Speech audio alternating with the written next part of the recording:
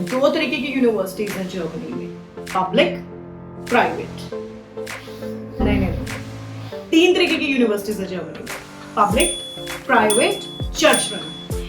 So guys, welcome back to my admission partner podcast channel। मैं रूबल आपकी host. इस podcast में हम जानेंगे how to apply and study in public universities in Germany. So सबसे पहली चीज, पब्लिक यूनिवर्सिटीज ही क्यों पसंद है हम सबको, इंडियंस को, नेपाल के स्टूडेंट्स को, श्रीलंका के स्टूडेंट्स को एंड आई गेस सारे एजियन स्टूडेंट्स को जर्मनी की पब्लिक यूनिवर्सिटीज में जाना।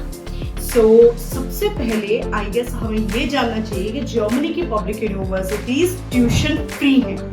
Second is globally recognized degree, तो इसकी डिग्री जर्मन पब्लिक यूनिवर्सिटीज की डिग्री ग्लोबली रिकॉग्नाइज्ड है।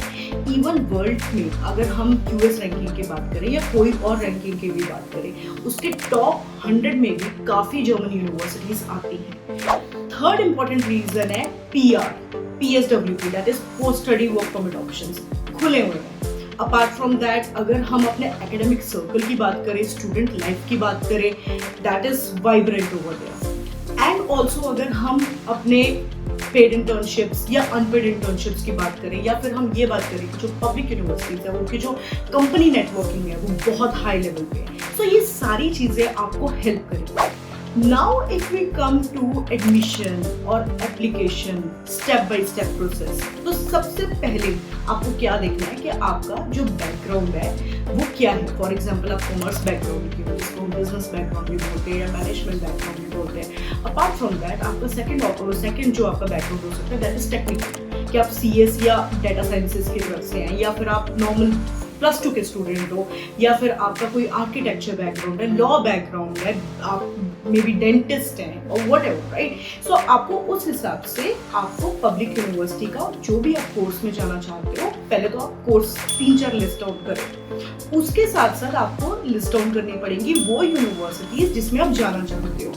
आपको IT बैकग्राउंड के हिसाब से जो टॉप लेवल की यूनिवर्सिटीज आप वो करिए, जैसे फॉर एग्जाम्पल RWTH आखिर, PASAU, TUM, all these are definitely best.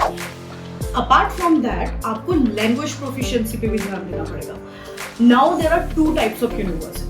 आपको जो कोर्सेज हैं आपको देखना पड़ेगा कि आप जर्मन डॉट में जाना चाहते हो या आप इंग्लिश डॉट में जाना चाहते हो। उसी के बेसिस पे आप ये डिसाइड करोगे कि आपको IELTS करना है, IELTS के सिवा आप TOEFL भी कर सकते हो, और उसके सिवाय आपको ये डिसाइड करना पड़ेगा कि आप जर्मन लैंग्वेज मतलब कोर्स के हिसाब से रिक्वायर्ड है कि नहीं। क्योंकि अगर जर्मन लैंग्वेज रिक्वायर्ड होगी तो B1 या B2 लेवल तो मिनिमम रिक्वायर्ड होगी। उसी तरीके से इवन जर्मन एम्बेसी की आप चेकलिस्ट पे भी देख सकते हो, चेकलिस्ट पे भी ये चीज लिखी हुई है कि उनको B2 लेवल चाहिए। Now comes next important part, that is documents.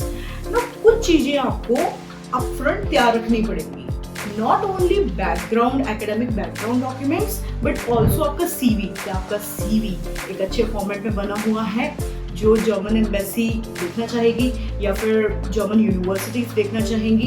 तो आप पहले तो उसे फॉर्मेट को ठीक करो। इसके सिवाय आपको अपना SOP भी तैयार करना पड़ेगा। यहाँ पे SOP को हम लेटर ऑफ मोटिवेशन भी बोलते हैं, तो वो चीज आपको तैयार करनी पड़ेगी। आपको हर क्यों का जवाब देना पड़ेगा। बेसिकली आपका पूरा कैरेक्टर उसके ऊपर आना चाहिए कि आप क्या हो, आपने कब कब क्या क्या किया, आप क्यों जाना चाहते हो जर्मनी, ऑल दो स्टफ। इसके बाद जो हमारा नेक्स्ट इंपॉर्टेंट चीज आती है that is covering letter. This is also important, a mandatory document. ये सारी चीजें अगर आप कर लेते हो तो ऑब्वियसली आप अप्लाई कर सकते हो जर्मन की यूनिवर्सिटीज में, पब्लिक यूनिवर्सिटीज में। And this is my suggestion, at least एक नहीं मल्टीपल पब्लिक यूनिवर्सिटीज में अप्लाई करो, बिकॉज हर का अपना अपना एलिजिबिलिटी क्राइटेरिया है।